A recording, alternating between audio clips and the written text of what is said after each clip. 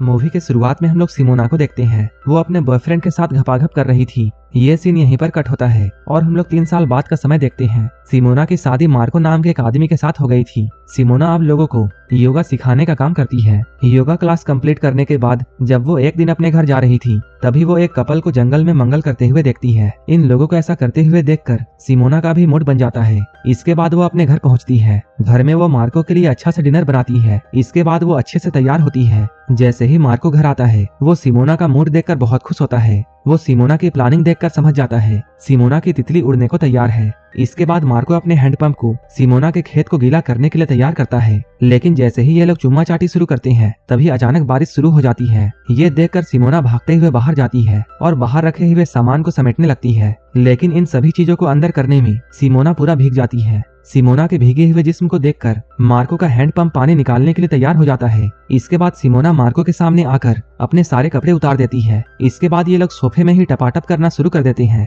Marco यहाँ Simona के खेत को रात भर पानी पिलाता है। अगली सुबह सिमोना जब अपने कुत्ते के साथ घूम रही थी, तभी उसे कल रात की बातें याद आती हैं। कल रात के पेलन क्रिया को याद करके वो फिर से गर्म हो जाती है। ये सब सोचते हुए जब वो अपने घर लौट रही थी, तभी वो अपनी फ्रेंड मैरी से मिलती है। थोड़ी देर मैरी से बात करने के बाद सिमोना अपने घर लौट आती है। कुछ देर के बाद सिमोना अपने योगा क्लब में जाती है। यहाँ वो लड़कियों को योगा सिखा रही थी। इसी बीच मार्को अपने ऑफिस से सिमोना के योगा क्लब में कॉल करता है। वो सिमोना से कहता है, हमें आज रात में एक पार्टी में जाना है, इसलिए तुम तैयार रहना। रात में हम लोग इन दोनों को पार्टी से वापस आते हुए देखते हैं। ये दोनों बहुत थक चुके थे। यहाँ सिमोना मार्को से कहती है, आज मैं बहुत थक गई हूँ, इसलिए मेरी जगह तुम डॉगी को घुमाने के लिए जाओगे। सिमोना की बातों को सुनकर मार्को उससे कहता है, आज डॉगी को घुमाने की तुम्हारी बारी है। ये सुनकर सिमोना अपने डॉगी को घुमाने के लिए बाहर आती है। कुछ देर के बाद जब वो अपने घर वापस आ रही थी, तभी वो अपनी दोस्त मैरी को देखती है। मैरी एक गाड़ी के अंदर होती है, जहाँ कोई उसके साथ टपाटप कर रहा था। यहाँ पर मैरी भी सिमोना को देखती है और उसे देखकर वो वहाँ से भाग जाती है।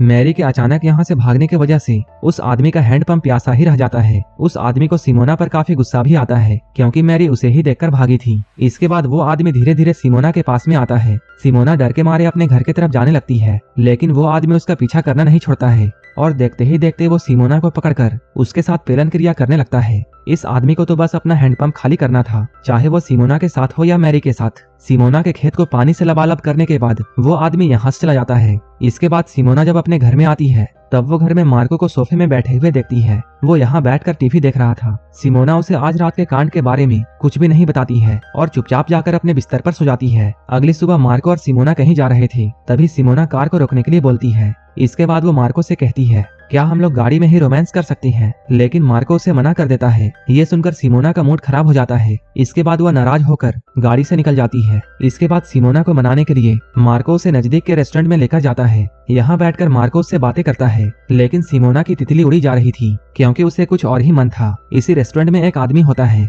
जो कि काफी देर से सिमोना को ही देख रहा था। सिमोना के पति ने उसे रोमांस के लिए ना कह दिया था, इसलिए वो उस दूसरे आदमी पर डोरे डालना शुरू करती है। इसके बाद हम लोग मार्को और सिमोना को रेस कोर्ट में देखते हैं। वो रेस्टोरेंट वाला आदमी भी यहीं पर होता है, क्योंकि सिमोना का खेत हैंडपंप का पानी पीना चाहता था, इसलिए सिमोना यहीं पर खड़ी होकर उस आदमी को देखे जा रही थी। वो उस आदमी को अपनी नजरों से सेड्यूस कर रही थी। इसके बाद सिमोना बहाना बनाकर वॉशरूम में पहुंच जाती है। वो आदमी भी सिमोना का पीछा करते हुए यहाँ तक पहुंच जाता है। उस आदमी के हाथ में एक बड़ी सी बंदूक थी, लेकिन सिमोना को तो उसके नीचे वाली बंदूक चाहिए थी। इसके बाद सिमोना उस आदमी के करीब जाकर उसके बंदूक को छूने लगती है। इसके बाद वो आदमी भी यहीं पर सिमोना के गुफा में खूब धमाके करता है। इसके बाद हम लोग सिमोना को योगा क्लब में देखते हैं। यहाँ कुछ लोग उसके योगा करने का स्टाइल का वीडियो बना रहे थे। यहाँ पर जॉन नाम का एक आदमी भी होता है। वो सिमोना के खूबसूरती को देखकर उसका दीवाना हो जाता है। जॉन सिमोना के साथ घपाघप करना चाहता है, लेकिन सिमोना उसे मना करके यहाँ से चली जाती है। जॉन भी सिमोना का पीछा करते हुए उसकी गाड़ी में बैठ जाता है, लेकिन यहाँ भी सिमोना उसे मना करके अपने घर में लौट जाती है। जॉन के बातों से एक बार फिर से सिमोना की तितली उड़ने को तैयार थी। इसके बाद वो मार्को के पास जाकर उसे अपने खेत को गीला करने के लिए कहती है। मार्को भी सिमोना की बातों को मानते हुए भयंकर पेलन क्रिया करता है। धीरे धीरे सिमोना हवस की पुजारन बनती जा रही थी। अब उसे हर वक्त अपने खेत में हल चलाने वाला चाहिए होता है, इसलिए मार्को भी अब सिमोना से परेशान होने लगा था। एक दिन मार्को सिमोना से कहता है, आज रात मेरा एक दोस्त अपनी वाइफ के साथ डिनर के लिए यहाँ आ रहा है। इसके बाद जैसे ही शाम होती है, वो लोग मार्को और सिमोना के घर में पहुंच जाते हैं। ये आदमी कोई और नहीं बल्कि जॉन था। जॉन को देखकर सिमोना चौंक जाती है। फिर मौका मिलते ही जॉन सिमोना को यहाँ वहाँ टच करना शुरू करता है। सिमोना भी उसे ऐसा करने से नहीं रोकती है। इसके बाद ये चारों लोग एक होटल में डिनर करने के लिए जाते हैं, लेकिन तभी अचानक यहाँ पर जॉन की वाइफ की तबीयत खराब हो जाती है। इसी बीच सिमोना टहलते हुए होटल से बाहर निकलती है। उसे जाता हुआ देखकर जॉन भी बहाना बनाकर सिमोना के पास में जाता है। बाहर आने के बाद वो सिमोना के साथ यहीं पर टपाटप करता है। वो उसे घोड़ी बनाकर घोड़ा गाड़ी चलाना शुरू करता है। घोड़ी बनते हुए सिमोना की चीखें निकलने लगती हैं, इसलिए जॉन उसके मुंह में हाथ रखता है। ये लोग अभी कांड कर ही रहे थे, तभी मार्को सिमोना को ढूंढते हुए यहाँ आता है। वो सिमोना को यहाँ जॉन के साथ घपाघप करते हुए देखकर बहुत चौंक जाता है।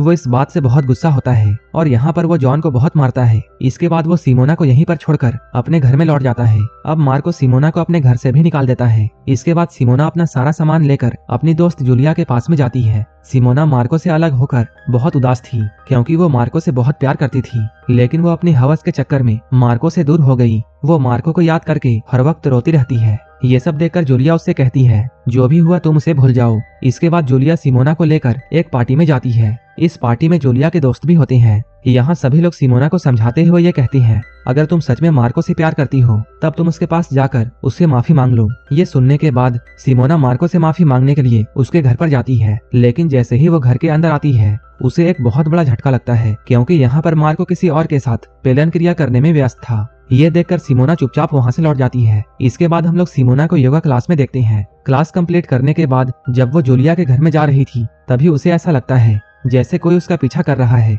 इसके बाद वो पीछे मुड़कर देखती है, लेकिन उसे यहाँ पर कोई भी नहीं दिखता है। इसके बाद जैसे ही वो थोड़ा आगे जाती है, एक आदमी उसे पकड़कर उसके साथ घपाघप करने लगता है। अपने काम को खत्म करने के बाद वो आदमी यहाँ से भाग जाता है। सिमोना उस आदमी को नहीं देख पाती है, तभी उसे वहाँ पर एक ब्रेसलेट मिलता है। इस ब्रेसलेट को देखकर सिमोना समझ जाती है ये आदमी कोई और नहीं बल्कि मार्को था। इसके बाद वो भागते हुए मार्को के पास में आती है और वो मार्को से पूछती है, क्या वो तुम थे? मार्को उसे हाँ कहता है। इसके बाद सिमोना उससे रोते हुए अपनी गलती के लिए माफी मांगती है। यहाँ मार्को भी उसे माफ कर देता है। इसके बाद हम लोग उन दोनों को कैंडल लाइट डिनर करते हुए देखते हैं। डिनर करने के बाद ये दोनों यहीं पर शुरू हो जाती हैं और ये मूवी यहीं पर खत्म हो जाती है।